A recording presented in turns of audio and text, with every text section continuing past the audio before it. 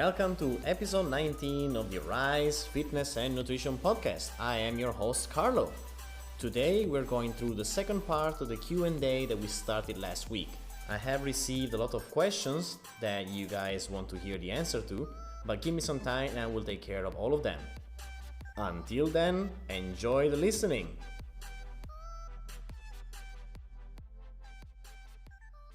Let's briefly recap what we talked about last week. Last week we have discussed what is the best way to come back to workout when you stop for a while. How to deal with creating the right nutrition if your local diet includes a lot of carbs and low animal-derived protein. What does a day in my nutrition look like? And how to avoid obsessing over food choices. That said, let's dive in and let's take care of the remaining questions. What is the best breakfast to start the day? Well, while I think that there's no such thing as a universal best breakfast that works for everybody, there are, indeed, principles that can be applied to help you have the breakfast that better works for you to have a good day from morning. These principles are: first thing first, be sure to add protein to your breakfast. It can be anything, animal-based, plant-based, it can be food, or simply adding protein powder to your coffee. You may wonder why. Well, the reason is simple. Protein helps you feeling full longer, so you can avoid the mid-morning craves and easily reach lunch, and therefore control your daily food intake in a more sustainable way right from the start. When you have decided your protein source, add some slow digesting carbs, such as whole grains to it. Again, why? First of all, because all grains are less processed, then your blood sugar will rise a little slower, hence the craving for sugar will hit you later. And lastly, because they have fibers, which are a key component to aid your digestion and help with cholesterol reduction. So you have your protein source, you have your slow digesting carbs, what else? A bit of healthy fats such as avocado or nuts that are also slower digesting fats, contain fiber, and will help you feeling full longer. Wait a minute, does it sound similar to your breakfast? Well, I don't know yet, but it does sound very much similar to mine. Basically, the principle is this: choose what you like based on these principles, and there you go. You have a perfect start. I have been asked this question here specifically multiple times. Carlo, what is your workout routine? Alright, here we go. I usually work out 5 days a week, mostly Monday to Friday, and have the weekend off. Although I usually walk a lot during these 2 days, so it's not exactly doing nothing over the weekend. This said, I stick to a slightly modified good old classic, the push-pull-leg routine. That means that one day I train on push movements that involve muscles such as chest, triceps, and shoulders, and on top of that add some leg exercises. On day 2, I train pull movements that involve muscles as back and biceps and add some other different leg exercises, and I repeat this pattern throughout the entire week.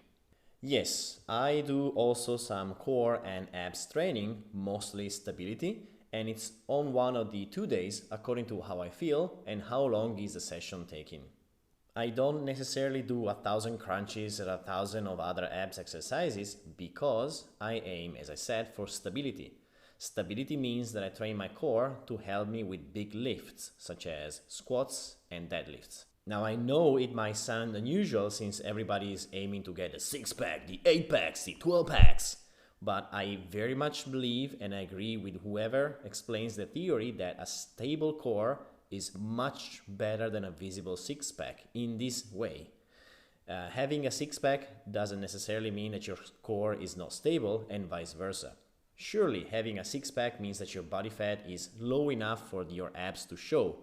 But on the other hand, you might have a six-pack but have a very unstable and quote-unquote weak core, but you also might not have a six-pack but have a super stable core. Now, why do I think that having a stable core is much better than simply have a six-pack? Well, the reason is simple.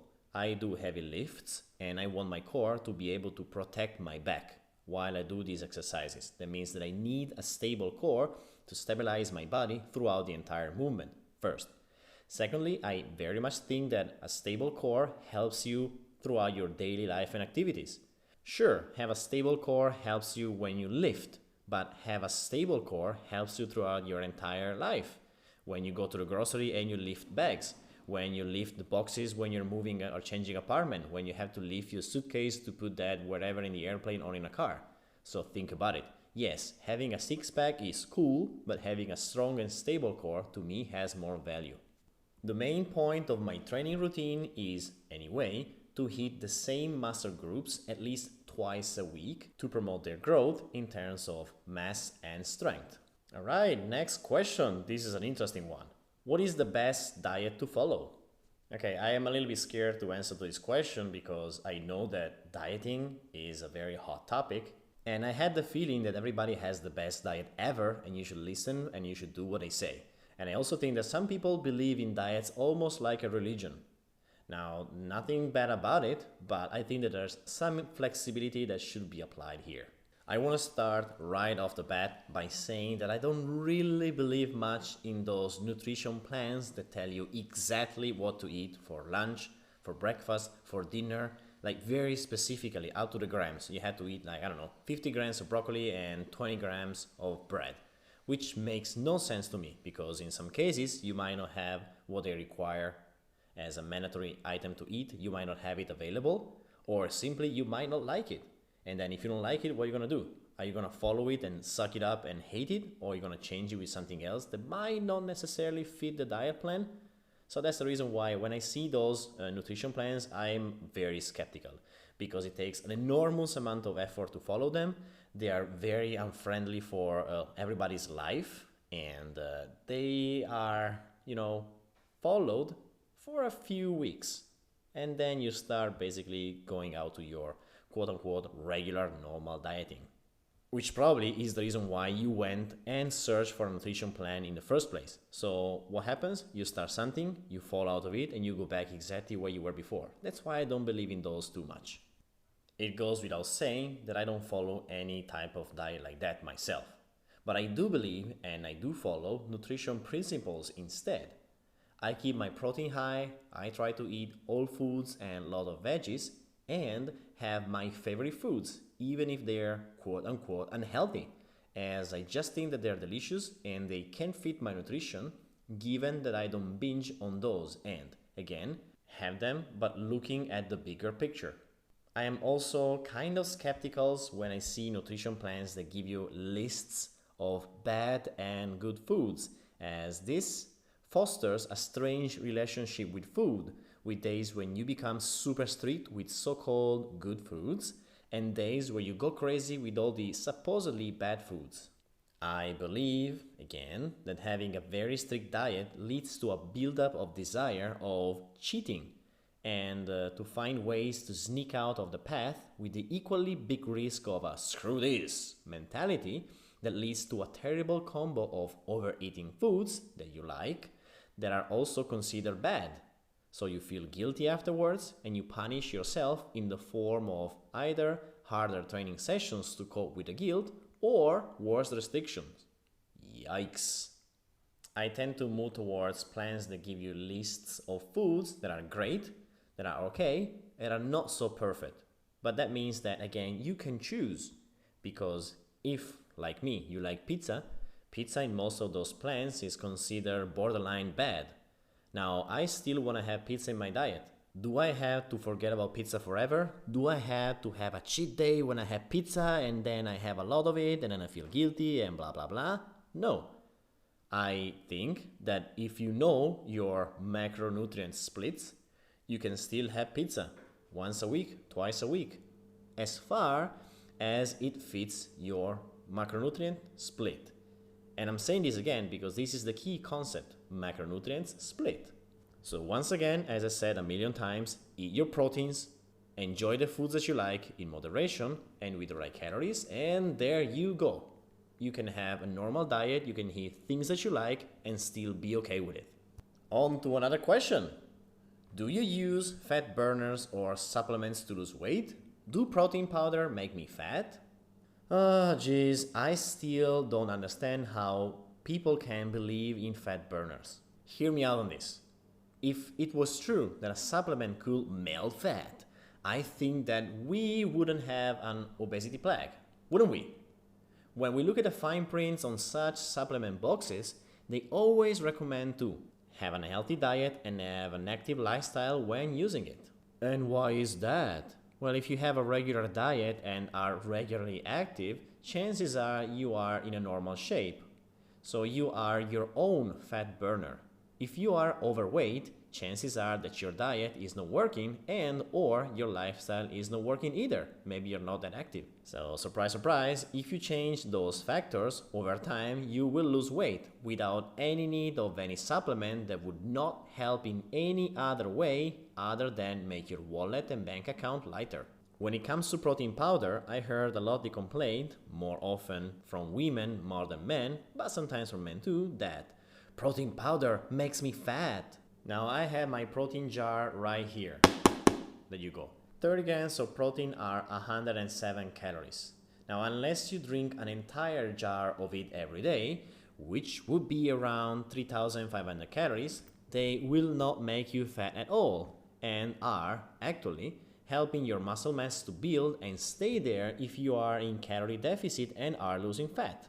There is nothing, literally nothing, that can make you fat if you are in calorie deficit. And if a friend tells you that protein powder makes you fat, well, tell your friend that he or she is wrong. If your trainer tells you so, tell him or her to go F off and find a better trainer. 2 more questions to go. First one, can I lose fat in specific areas of the body? Nope, you cannot. And anything or anyone that tells you the opposite is wrong, misinformed, or is trying to sell you a BS training program or supplement. Your body loses fat overall when you train and are in calorie deficit, and we are all different in this, so you and only you can experience how your body changes when you're losing fat. Last question.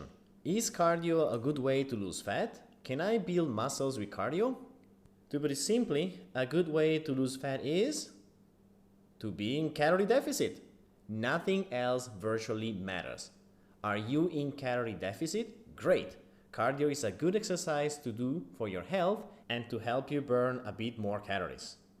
Is it the most efficient way to do so? Probably not necessarily. So I would suggest to keep doing it if it makes you feel good and happy, but add strength training to it. Whatever type will help you to lose fat and maintain your muscle mass. Same thing the opposite way. To build muscle, if you're in calorie deficit, you need lots of protein and strength training to burn fat and maintain and improve your lean mass. If you're trying to gain weight and you are already in calorie surplus, you can still add cardio for its health benefits. Just know that cardio, per se, doesn't build much muscle, and if you're trying to visualize this, look at marathon runners. They don't look very muscular, don't they? Alright, thank you for listening. That's it for today. I hope you found these answers useful as last week ones. I know you have a lot of questions, so please send those to me on my Instagram channel at thecarl.fit. One more thing, if you're listening on Apple Podcast, a 5-star review will really help me. Enjoy the rest of the week and thank you for listening.